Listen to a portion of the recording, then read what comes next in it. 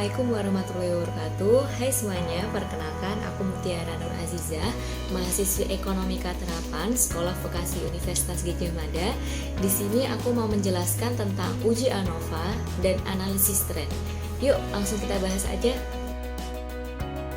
Yang pertama kita bahas mengenai analysis of variance atau ANOVA, yang merupakan salah satu metode yang digunakan untuk mengetahui perbedaan rata data antara dua kelompok atau lebih.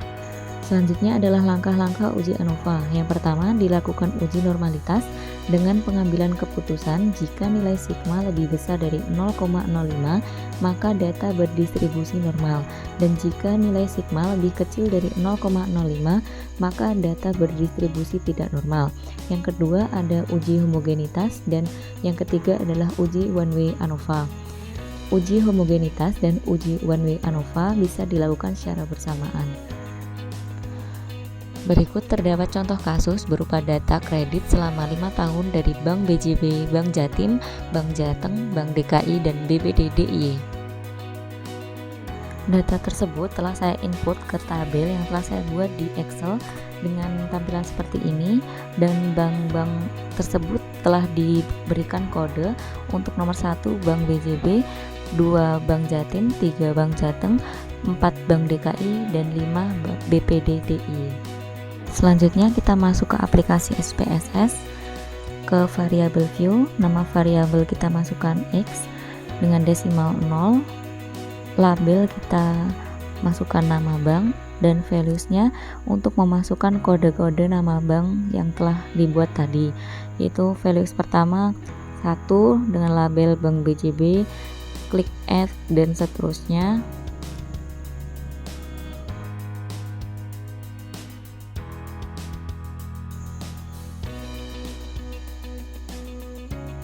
Dan yang terakhir nomor 5 BPD DIY, kita klik add, setelah itu klik OK. Selanjutnya variabel kedua adalah Y, desimal dinolkan, dan labelnya diisi kredit dalam juta rupiah.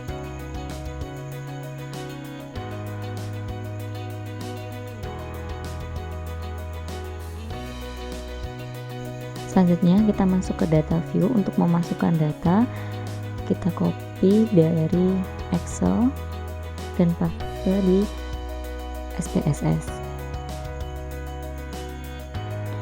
Yang pertama kita akan melakukan analisis normalitas dengan cara klik deskriptif statistik, explore, nama bank dimasukkan faktor list, kredit dimasukkan dependent list, dan klik ini normalitas plot dicentang dan oke. Setelah itu masuk output, keluar output seperti ini. Kita abaikan saja deskriptifnya. Yang diperlukan adalah test of normality ini. Diketahui sigma lebih besar dari 0,05, jadi bisa disimpulkan bahwa data ini berdistribusi dengan normal. Selanjutnya kita melakukan uji ANOVA. Nama bank ke faktor, kredit ke dependent list.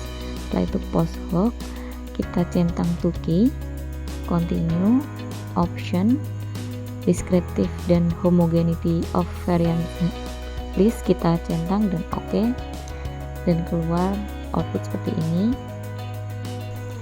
Deskriptif ini dijelaskan rata-rata tiap-tiap bank, jadi kesimpulannya adalah rata-rata dari 5 bank tersebut tidak sama.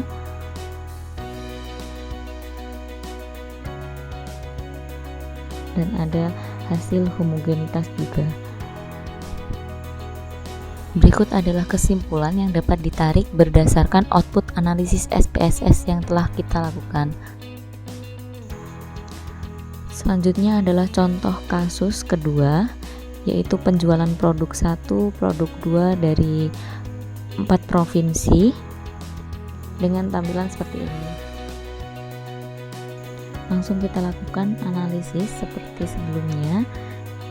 Masukkan variabel labelnya yaitu provinsi, kita masukkan values sesuai dengan kode-kode yang telah kita berikan terhadap provinsi tadi.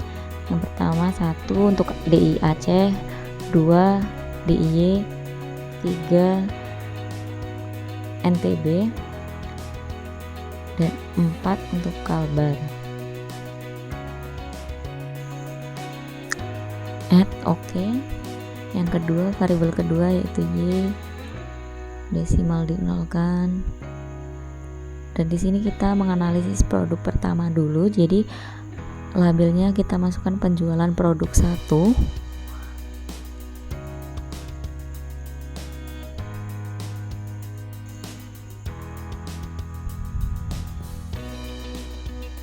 Selanjutnya kita masuk data view, kita masukkan, ini sudah saya pindah di Excel, tinggal copy dan paste di SPSS.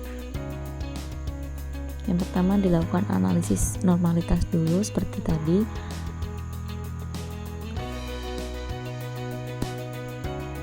Provinsi masuk faktor list dan penjualan di dependent list. Oke. Keluar output seperti ini.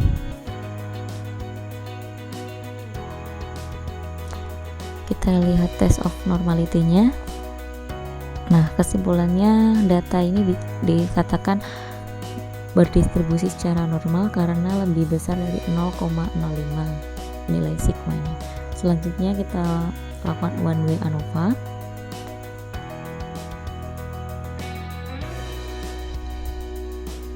Post hold to key, continue, option, centang deskriptif dan homogeneity, continue, oke. Dan keluar output seperti ini. Nah, deskriptifnya menjelaskan rata-rata dari keempat data, keempat provinsi berbeda. Dapat test of homogeneity juga. Berikut adalah kesimpulan yang dapat kita tarik berdasarkan output analisis SPSS yang telah kita lakukan terhadap penjualan produk 1 di 4 provinsi. Selanjutnya kita lakukan analisis untuk penjualan produk 2. Dilakukan langkah-langkah yang sama. Masukkan values untuk variabel X yaitu provinsi.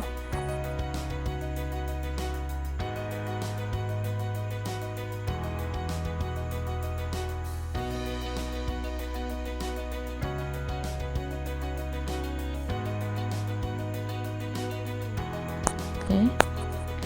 Variabel kedua yang Y, kita masukkan penjualan produk 2.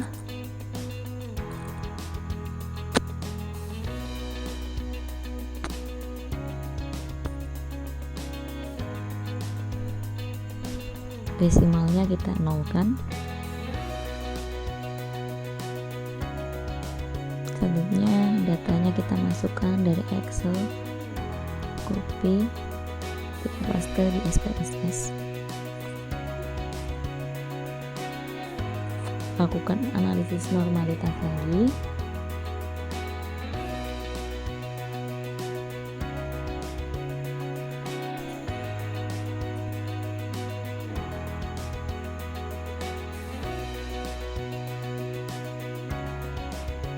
Keluar output seperti ini. Kita lihat normalitasnya.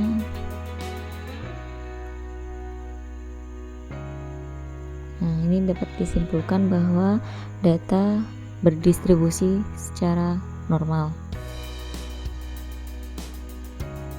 Selanjutnya kita lakukan analisis ANOVA.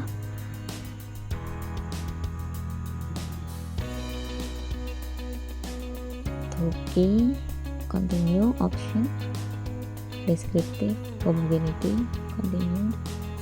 Oke, keluar output seperti ini.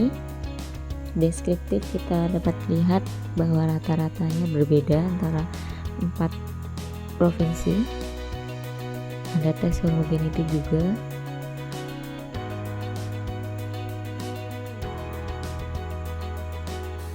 Berikut adalah kesimpulan yang dapat ditarik berdasarkan output dari analisis SPSS yang telah kita lakukan. Setelah dilakukan analisis 2 kali terhadap produk 1 yang pertama dan yang kedua produk 2, dapat disimpulkan seperti demikian penjualan produk 1 ataupun produk 2 paling tinggi terjadi di Provinsi Kalbar.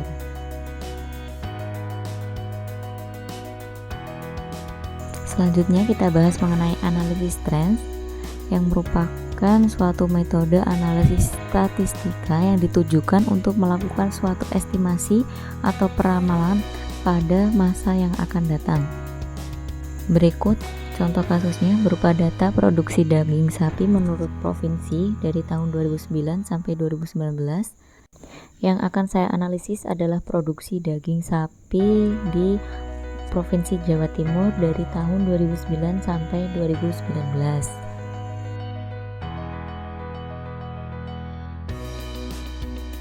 Setelah itu, data saya pindahkan di Excel seperti ini. Produksi menjadi variabel Y dan X adalah kode untuk tahun karena ini adalah data ganjil.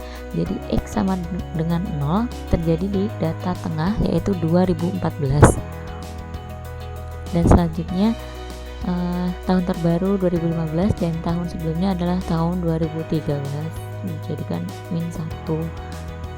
Selanjutnya kita kalikan saja X kali Y -5 dikali produksi dan seterusnya sampai tahun 2019.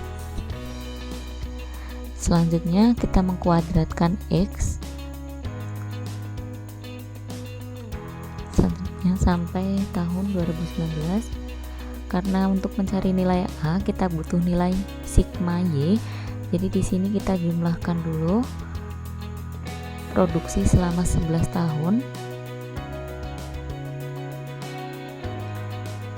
dan X kali Y kita jumlahkan juga.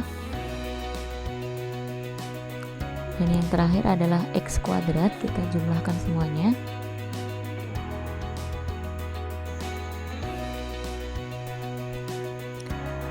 Selanjutnya kita mencari nilai A yaitu sigma Y dibagi dengan N. N ini adalah jumlah tahun yaitu 11 tahun dari tahun 2009 sampai 2019. Selanjutnya nilai B yaitu dicari dengan membagi nilai sigma X kali Y dengan nilai sigma X kuadrat. Selanjutnya kita masukkan ke persamaan tren Y sama dengan A plus BX, yaitu Y sama dengan 102.973,18 ditambah negatif 1.286,04 X. Nah, sekarang semisal kita akan meramalkan tahun 2021 itu berapa produksinya. Pertama kita harus mencari nilai X nya dengan cara melanjutkan nilai X dari 2019 sampai 2021. Di sini 2020 adalah 6, 2021 didapatkan 7. Selanjutnya kita masukkan X sama dengan 7 tadi ke persamaan tren yang telah kita dapatkan tadi. Jadi sama dengan 102.973,18 ditambah negatif 1.286,04 dikali 7. Nah, didapatkan 93.970,93. Nah, ini produksi yang diramalkan akan terjadi di 2021. Jadi kesimpulannya adalah dengan persamaan Y sama dengan 102.973,18 ditambah negatif 1.286,04 X, kita dapat mengetahui perkiraan penjualan yang akan terjadi di tahun 2021 atau tahun-tahun setelahnya dengan menentukan nilai X yang menggambarkan tahun tersebut. Sekian penjelasan dari saya, semoga bermanfaat. Wassalamualaikum warahmatullahi wabarakatuh.